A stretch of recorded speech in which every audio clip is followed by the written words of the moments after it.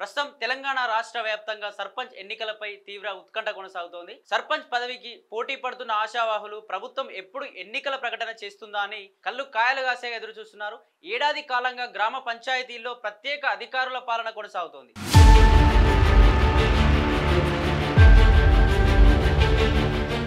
అదేవిధంగా 7 నెలల క్రితమే ఎంపీపీ జెడ్పీ చైర్మన్ల పదవి కాలం పూర్తి కావడంతో అభివృద్ధి పనుల నిర్వహణ కూడా స్పెషల్ ఆఫీసర్ల పర్యవేక్షణలోనే కొనసాగుతుంది. ఇది ఇలా ఉండగా కాంగ్రెస్ ప్రభుత్వం చేపట్టిన పథకాలు అన్ని గ్రామాల్లో అమలవ్వకుండా ఎన్నికలకు వెళ్తే ఫలితాలు మరో రకంగా ఉంటాయని అధికార పార్టీ నాయకులు ఎమ్మెల్యేలు ఇప్పటికే కీలక నేతలకు సమాచారం అందించినట్టుగా తెలిసింది.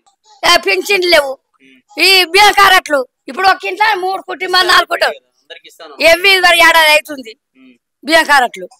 ఇప్పుడు మాకు 4 పేరున్నాయి, ఇంకా 4 ఏం చేయాలన్నా కోడలను మేము సంకటం కలిగి రాలే కదా. పెన్షన్ వస్తుందా నీకు? పెన్షన్ ఏడొచ్చింది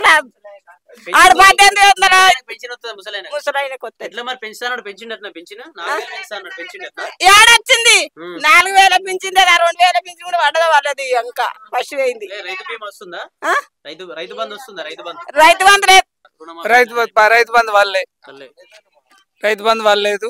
కేసీఆర్ ప్రభుత్వంలో మాకు రైతు బంధు ప్రతి 6 నెలలకు టైం టు టైం పడ్డాయి. ఇప్పుడు ఈ ప్రభుత్వంలో మాకు టైం టు టైం పడతలేవు. పారదర్శకత కోసం ఏర్పాటు చేసిన గ్రామ సభలు రసాభాసాగా మారడంతో గ్రామాల్లో వాతావరణం కొంత మారింది. పథకానికి అర్హులుగా ఎంపికైన వారు సైలెంట్ గా, ఎంపిక కాని వారు మాత్రం ప్రభుత్వంపై విమర్శలు చేస్తున్నారు. కొన్ని గ్రామాల్లో గ్రామ సభ ప్రారంభమై కొద్దిసేపటికే అధికారులు అక్కడి నుండి వెనుకదిరిగిన పరిస్థితి. ఎంత సర్ది చెప్పినా అక్కడి ప్రజలు వినటం లేరని నిర్ధారణకు వచ్చి అక్కడి నుంచి వెనక్కి వచ్చేశారు. ఈ నేపథ్యంలో ఇప్పట్లో ఎన్నికలు నిర్వహిస్తే ఫలితాలపై ప్రభావం పడుతుందని అధికార పార్టీ నేతలు అవమానం వ్యక్తం చేస్తున్నారు. దీనిపై అసహనం వ్యక్తం చేస్తున్నారు.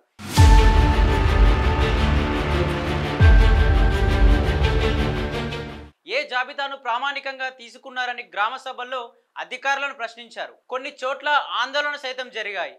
ఈ నేపథ్యంలో అన్నింటినీ పరిగణలోకి తీసుకున్న అధికార పార్టీ ఇప్పట్లో స్థానిక సంస్థల ఎన్నికలను నిర్వహించడం సరికాదని ప్రాథమికంగా ఒక అవగాహనకు అంచనాకు వచ్చినట్లు తెలుస్తోంది. వచ్చే నెలలో బీసీ డిక్లరేషన్ నివేదిక వస్తుంది. దానిపై చర్చించి కేబినెట్ ఆమోదం తెలపనుంది. దీనిని అసెంబ్లీలో ప్రవేశపెట్టి ఆమోదించే ఆలోచనలో ప్రభుత్వం ఉన్నట్లు సమాచారం. బడ్జెట్ సమావేశాల్లో రిజర్వేషన్ల పెంపును ఆమోదిస్తే రాజకీయ మైలేజ్ వస్తుందనే అంచనాలో సర్కారు ఉన్నట్లు తెలుస్తోంది.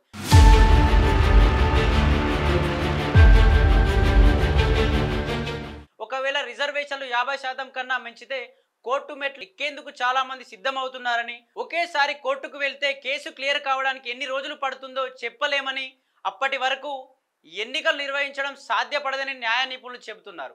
50% కన్నా ఎక్కువగా రిజర్వేషన్లు అనేది రాజ్యాంగ విరుద్ధమని ప్రభుత్వంలోని పెద్దలు, ప్రతిపక్షంలోని కీలక నేతలు, ఇతర పార్టీల నేతలందరికీ ఈ విషయం తెలిసినా బీసీ కుట్ర కోసం తపన పడుతున్నారని, వారి రిజర్వేషన్ల కోసం పోరాడుతున్నట్లుగా షో చేస్తున్నారని బీసీ వర్గాల్లోని కొందరు ఆరోపిస్తున్నారు. మార్చి నెలలో ఇంటర్, ఆ తర్వాత 10వ తరగతి పరీక్షలు జరగనున్నాయి. ఆ తర్వాత ప్రవేశ పరీక్షలు నిర్వహించాల్సి ఉన్నది. అప్పటికే ఎండాకాలం ప్రారంభమవుతుంది. వేసవిలో సహజంగానే వచ్చే విద్యుత్ అంతరాయం, తాగునీటి కొరత లాంటి సమస్యలను ప్రతిపక్షాలు పెద్దవిగా చేసి ప్రజలను మరింత రెచ్చగొడతాయని, దీంతో సమస్య తీవ్రతరం అవుతుందని చెప్పి రాజకీయ విశ్లేషకులు అంచనా వేస్తున్నారు. అందుకే వేసవి ముగిసిన తర్వాత ఎన్నికలకు జరగవచ్చని భావిస్తున్నారు.